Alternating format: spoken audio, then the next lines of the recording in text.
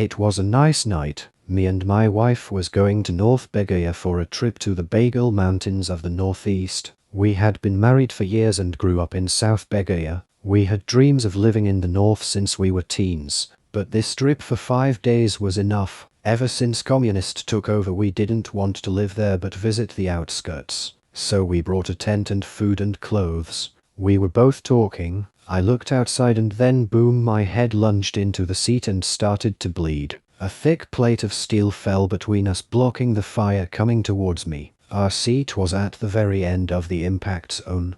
I picked my head up and glared over at my wife. The fire blew a hole into the steel so I could see her. Even though there was some fire, I threw my hands in the fire and tried to get her out of the fire. It melted my hand and I couldn't get a hold of her, but as the plane lunged she swifted towards me, and she was limp, not alive, and not the women 2 minutes ago. It was a dim night. We just got on a plane from South Bagel, and I was talking to my mother. I then got up to use the bathroom, right next to the cockpit. I overheard Captain mutter some stuff, not of concern, but on the news. I did hear of something going on with the communist, but nothing with the borders. I was going to North Bagel to see family on the other side and bring some family back with me. I used the bathroom, sat back down and told my mother I heard the captain talking about the communist. She said it's probably nothing, and that was that. Then she went up to use the bathroom as well. Then I blinked my eyes and boom. An explosion, a section behind me. Mind you, I was 4 seats up from that section. My hair goes flying forward with my head. I cover my head as fast as possible, then bang, I band my knuckles right on the seat, breaking them. I pull my head back and no words can come out of my mouth. The men are fighting for their kids' lives, and then I passed out. It was made during the Bagel Pancake War to strike down army bases, when it had little use since it was at the end of the war. They flooded everything army-wise and made a civilian plane. No one would have ever thought such things would happen to the plane. I mean, you have this plane, that what people don't understand is one of the biggest for its time. It's pretty new and huge. What I think happened was that the bullets the communists were using were made to obviously reach high places and strike down planes, and it's not like the Bagels when they were making the plane made it cheap. No. Just because they were fighting rebels didn't mean they didn't make a good plane. I mean, if you ever saw that thing you would know you were safe. The plane had 3 thick layers of extra iron padding. There was armor covering some of the outside engines, and the plane was really strong. I mean, looking at the plane crash zone, it is intact. Even the back, which was blown up, was noticeable. Geez, and it's not like the planes couldn't take the cold and the oil tanks couldn't hold it. The pancakes were really far east, so they had to make the plane stable for the cold, or they would really never make it back. There was only one photo of the plane hitting the ground, so there is nothing we can do with that but analyze the photo and the plane. So it dropped into the river, slamming down the highway.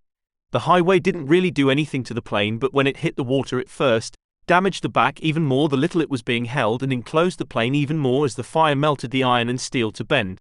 And as soon as it hit the water, all of that enclosed making steel burst out from the walls and floor, injuring some, killing some people. So the question also is that how did those people survive that? Well, the people in the back are already dead from the explosion. And most of the survivors were in the upper middle and in the front, and when the plane crashed it didn't flop down, it slid down kind of. And as we control but very little sense, all of that stuff was in the back. So with all the force, including some very brave passengers, said, screw it, and went into the cockpit because the door practically flew open after the explosions, and helped them even her out as even as possible. So now we start to know why she went down. Back in early November the Mk2 bullet was first revealed. This wasn't like anything now and it was barely used, but when it was, this is how she ran. A bullet full of flint and unflammable steel inside the bullet. It was sharp and it would hurt like a son of a gun if you got hit with it, because when it hits something it's made to go right through, and when the bullet breaks the steel mixes with the bullet and it goes off. Not a full-blown explosion, but if you have anything else flammable also you're dead, and they communists used this to their advantage. So, when the communists started this they wanted something bigger, and so did the United Bagels, but the Mk2 bullet could only go so far because of the weight of the bullet and the gun you needed, so they made something so complex no one would think of. They had a cannon they used that they would put a bullet 3x larger into, They would have this slot they would put the bullet in and they would push the little plate back and release it. They would then use 2 sparks large enough to shoot it off. But that's the thing, it could risk setting it off. So they used an extra plate of armor inside the bullet. Even though it would minimize the explosion, it was still way bigger, and they were using it on way more ignitable stuff or things that the bullet could still make its way through. So they see the plane, shoot it off, and at the time the units were trying to aim for the wing, they thought with all the steel it would go off on its own still, but the plane was fast and could make fast turns when needed. Since it was supposed to be a warplane, they made sure it could do that. But here's the thing, when they shot the bullet off they already started to turn more east. It was just unnoticeable then. So then the bullet started to head for the oil tanks, 3 and 4. Now during the time of the Pancake War there was no such thing as a Mk2 bullet. Now yes, it is true that during the end of the war it was made, but no one knew about it. It was barely used, and even then this plane started construction before that. And the bullet was still being modified. It was something no one ever thought of. So, the oil tank steel doesn't know how to take on a big sharp explosive bullet. At the time they thought those outer layers or iron were enough to protect the plane. So, it hits the tank, it blows through, and with the steel flint and oil she went bam, just like that. Now the plane's iron and protection did do its part, and is probably the only reason the whole thing didn't go straight down and everyone didn't die. So, I hear the explosion, I feel it, and I turn my head and there she was. I look at my co-pilot and we both start to try to fly to a nearby canal. But with all this weakness we couldn't and had to start looking for nearby rivers to land. The co-pilot then points out an area. It was a small river by a highway. It was big enough to fit us, so went for it.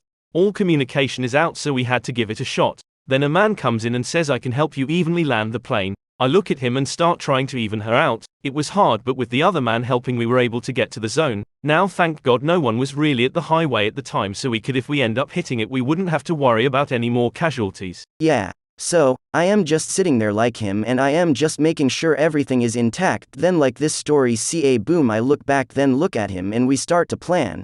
Now I am stressing because I have a wife and kids and I know other people have kids, and this would be a horrid way to die, and I know many people have. So, I know it's my. Yeah.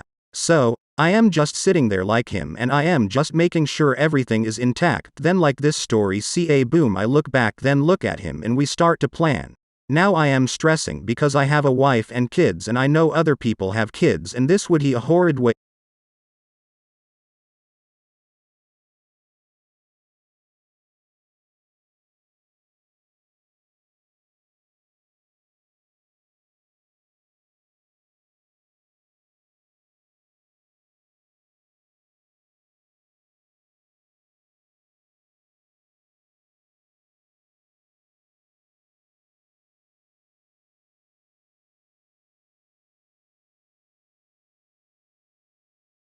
Yeah. So, I'm just sitting there like him and I'm just making sure everything is intact. Then like this boom came out of nowhere. I look back then look at him and we start to plan. Now I'm stressing because I have a wife and kids and I know other people have kids, and this would be a horrid way to die, and I know many people have. So, I know it's my duty even as a co-pilot to carry out the same duty as the captain. Save as many lives as we can, and so help me shall we. We crashed right into a river and I almost banged my head into the steering stick. Luckily no one died from that, but man and women will never be the same. Scary, scary.